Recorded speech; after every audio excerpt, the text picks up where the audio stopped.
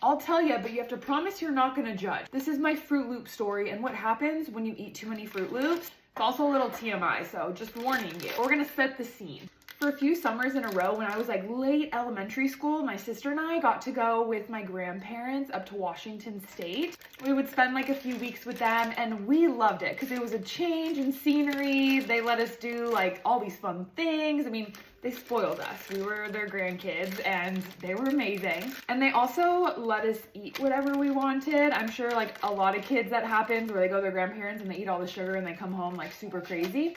Well, we were there with them and they bought lots of Fruit Loops. And I mean, I love Fruit Loops now and I loved it even more when I was a kid.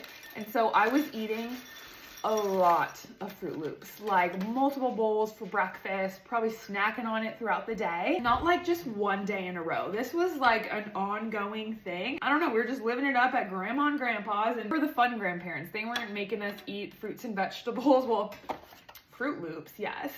And I remember, I mean, I was young, but I remember one day I went to the restroom and what came out was the color of the rainbow.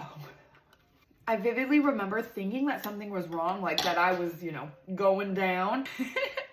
And then I told my grandma, and she was like, oh my God, girl, you've been eating all those Fruit Loops.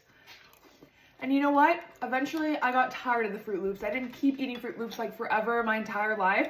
They let me eat as many Fruit Loops as I wanted, and eventually, I got over them. And so, hey, if you really like Fruit Loops and you want to eat boxes and boxes, go for it, but just a warning.